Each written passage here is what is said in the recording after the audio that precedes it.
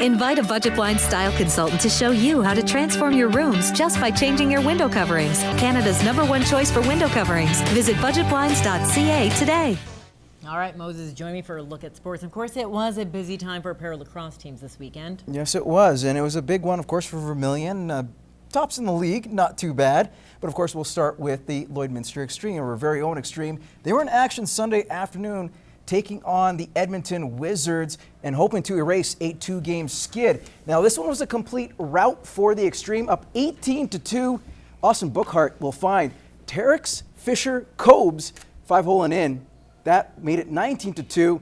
Bookhart again finding Kalen Patmore as he goes upstairs. 20-2 was the final. The Xtreme now turn the record to 3-5. Their next game is May 30th against the Edmonton Warriors. Now we'll head back to the Civic Center. It wasn't really that easy to work on stuff. Like, it would have been nice if they played like man-to-man defense instead of the zone like that, so we could at least work on the pick and roll kind of stuff. Maybe treat it as like work on our transition game and stuff like that. But they just weren't. They just weren't playing offense, and it's tough to get the actual flow of a real game going when they've only got 6 players. No shutout. You know, we just have to build. Our record may be 6-1, but in each game, comparing it to last year, there's a bit of a different approach, different movement for the team.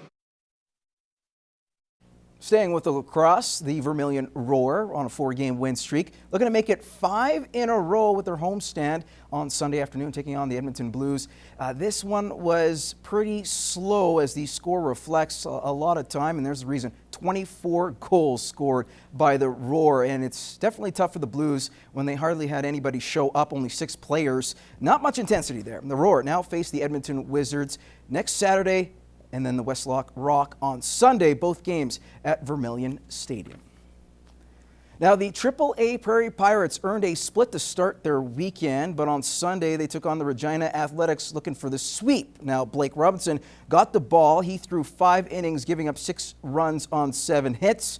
While striking out 6, Kevin Petruck went 2 for 4 at the dish with a triple and brought in 3 runs, while Jarrett Coghill added 2 RBI. Caden Zacharias had 2 triples and scored twice in the losing effort. However, in Game 2 of the doubleheader, it was all Pirates. Robinson leading the way on offense, 2 for 4 at the plate, 3 RBI, and he scored 2 runs as well. Petruck cashed in another 2 ribbies, and Darian Gamble added in 2 as well as the offensive outburst. Trent Cush pitched a complete game, giving up 3 runs. Of course, just 2 of them earned, 4 strikeouts in the W. The Pirates get their first 2 wins of the season, going 2 for 2 over the weekend. The Black and Yellow are on the road next weekend for a pair of games against the Southeast Legacy Twins and 2 more against the Swift Current Indians. To senior baseball now, and the Border City Blue Jays look to stay perfect on the young season. The Jays defeated the defending champion Lloydminster Twins on Thursday. They had a doubleheader against the Middle Lake Sox over the weekend. The Jays would drop a heartbreaker in extras. The game went to the 9th inning before the Sox were able to plate in the winning run. The Jays had one thing on their mind in game number 2, and that was revenge, as they mercied the Sox 11-1 in 5 innings. The Jays will now play the Midwest Expos Thursday. And just one game to tell you about in the NSRBL tonight. The Mervyn Flyers make their 2015 debut at home, taking on the Standard Hill Lakers, who opened the season with an 8-4 victory earlier last week. And that is your first look at sports. Gerard Lampo has your weather details coming right up. Welcome back, everyone. Now, the Lloydminster Art Taekwondo Club hosted a interprovincial open martial arts championship at the Service Sports Center. The tournament featured kata, sparring, and weapons categories, with trophies up for grabs, including a cool $1,000 cash and a 5-foot trophy for the grand champion. Now, the Service Sports Center was the place. The turnout, however, wasn't what organizers hoped for, but the talent on display. They didn't look at it as, okay, there's a small turnout. They weren't dismayed. They still competed as if there was a full 6 rings running, which is nice. They took it seriously. It was very good. The club plans to hold another tournament next year and hopes for a higher turnout. The first one, you can't expect much. So the more we try to do it again next year, we talk to everyone again. These guys, they talk to people. Everyone talks, right? So hopefully you get the same guys that come out. Maybe we get 20 more people.